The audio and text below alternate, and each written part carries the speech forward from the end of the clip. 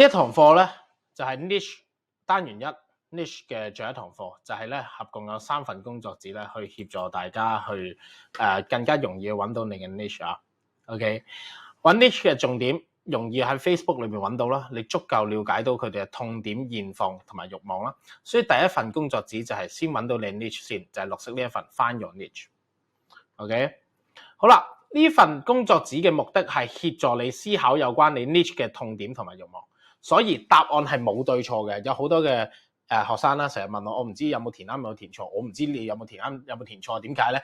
因為你裏邊填嘅係你嘅 niche 相關嘅嘢嘛，例如你填緊糖尿病患者，佢哋諗緊啲咩個樣，我唔知嘛，因為我唔係糖尿病患者啊嘛，係咪啊？咁所以呢係冇對錯嘅，呢份 niche 係協助你嘅啫。OK， 好啦，所以每條題目係協助你掌握更加多嘅niche 嘅資訊。有啲嘢你唔識填，你係唔一定要填晒嘅。當然我會講啦，越填得越詳細，對你嘅將來嘅操作係會越暢順。OK， 好啦，下一樣嘢，呢3份工作紙喺完成咗之後，你一定要 keep 起佢，因為你喺進行第3同埋第4單元去建立你嘅吸客系統嘅時候，你係會用得翻呢份工作紙嘅答案嘅。OK， 好啦，我哋可以好快高呼一次啦。尋找你列出你過往做過嘅職業同埋年資，寫嘅目的係咩咧？可能你可以揀到某一種以前你嘅職業係你好熟嘅，可能你以前做過10年警察，所以你好熟警察，所以你嘅 niche 做翻警察咪會好好咯，因為共同話題啊嘛。可能你又做過5年嘅製醫嘅，咁你咪專協助製醫業行業嘅人，或者做過旅遊業嘅，咁都可以。呢啲都係協助你思考究竟邊種 niche 係你嘅最好嘅方式。好啦，可能你話職業我諗唔到喎，或者我啱啱出嚟做嘢啊，各樣未有，唔緊要，你列出5個你嘅愛好同埋興趣列愛好同興趣嘅目的都係好簡單嘅啫。咁你以前冇做過相同職業嘅工作嘅，咁咪用興趣同埋愛好去揾相同群體嘅 niche 咯。可能你中意行山嘅，你嘅興趣係行山，咁你咪揾專門協助中意行山嘅人士去解決佢哋嘅方案。最緊要嗰班人有聚腳地啫嘛，係咪？咁所以就係咁啦，根據你過往嘅職業同埋你嘅愛好，列出5個你所熟悉嘅 niche。好啦，如果去到填到而家呢一刻，你已經係好肯定你想做邊一個 niche 嘅話咧，你就唔使填落去噶啦。列5個嘅原因咧，就係有啲人係好15、16，唔知邊個好，咁我就會叫你列出5個，再喺呢5個裏邊揀。咁點揀咧？就會係喺呢5個 niche 當中，佢哋喺財務問題上邊、時間問題上邊、健康同埋關係上邊嘅問題，面對緊啲咩嘅恐懼？即係佢哋有咩痛苦，同埋佢哋想要啲乜嘢列出嚟。你邊一個 niche 列得越多，嗰個咪就係會係你個 niche 咯，係咪？係啦。咁呢條問題即係咩意思咧？就係講緊承上題，你覺得邊個因素係最痛、最迫切要去解決，同埋你係協助到嘅？你揾到嗰一個就係你嘅 niche 噶啦。OK。咁後邊呢度就好簡單啦，我覺得呢度就一定要填嘅，就係你嘅產品點樣可以幫到佢哋解決痛點。咁你要好清楚你嘅產品點解幫到佢哋，先可以繼續落到去噶嘛，係咪？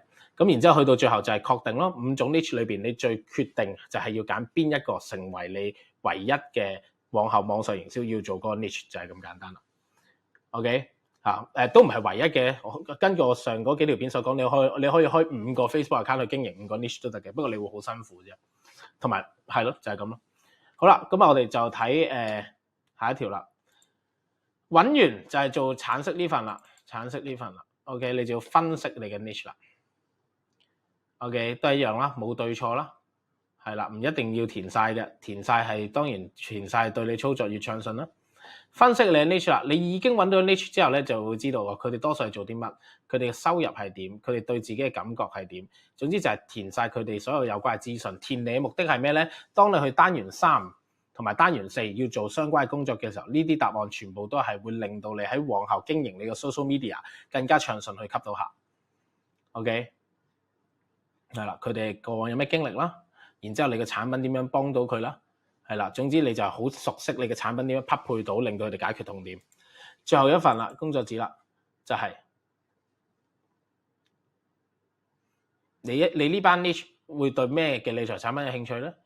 好啦，呢啲咧我覺得係一定要填嘅。講真，即係都係嗰句，填唔到嘅你可以選擇唔填。但係你越填得多，越詳細對你將來越好。列出10個你嘅 niche，一定會同你購買理財產品嘅原因。咁人哋幫襯你一定有原因噶嘛，人哋唔幫襯你都會有原因噶嘛。你要揾到呢啲原因，你將來先至可以越做越好咯。跟住列出20個你嘅獨特賣點啦，呢個好重要啦。人哋點解要幫襯你？你有咩競爭優勢？你要諗下關於你自己啦，係咪？咁然之後呢班 niche 最深層嘅慾望係咩咧？佢哋對於理財呢一樣嘢裏邊有咩根深蒂固嘅思想咧？舉個例子俾大家，譬如可能從事地產行業嘅人，可能你嘅 niche 係地產行業，咁地產行業嘅人咧，對於買保險咧係覺得唔需要嘅，因為佢哋覺得買樓就已經夠資產增值啦，係嘛？呢啲咪佢哋根深蒂固嘅思想咯。咁呢個 objection 點打啊？好簡單啫嘛，你買樓，如果你突然間病咗你末期 cancer， 你得翻3個月命，你而家要錢去即刻醫。你賣唔賣得切樓啊？但係賣唔切啦，你賣得切一層樓，起碼3個月至到半年啦。咁你賣到樓嗰下，你都死咗啦，係咪？咁所以呢個咪就係要保險嘅原因咯。因為你買樓係的而且確可以資產增值，但係唔可以即刻拎錢啊嘛。但係保險可以啊嘛，係咪？咁所以就係嗰個理財上面嗰班 niche 有咩根深蒂固嘅思想呢一班 niche 有咩理財獨特嘅理財方式咧？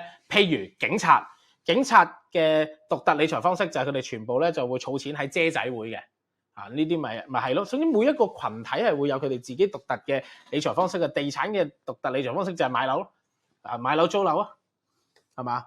股票經紀不斷買賣股票咯，唔買保險嘅咁你咪知道要點樣去打呢啲痛點咯。咁有啲人就話股票經紀點 sell 咁好簡單啫嘛，佢哋不斷買賣股票，佢哋覺得呢一個嘅派股息就係現金流。咁而家匯豐都唔派股息啦，係咪啱啱嗰年匯豐唔派股息，呢啲咪一啲 point可以去打翻佢咯，係咪？咁關於點樣去銷售保險嘅 concept 咧，就喺單元5就會同大家好詳細咁講啦。就係咁啦，3份功課，咁大家快啲做咗佢啦。做完佢之後就係俾自己睇點樣可以快脆揾到你嘅 niche， 然之後你嘅下一步要做嘅嘢係咩咧？就係睇單元2學識點樣賣自己，然之後就係喺單元3裏邊跟足每一個操作，你就可以開始你嘅網絡營銷、網絡吸客。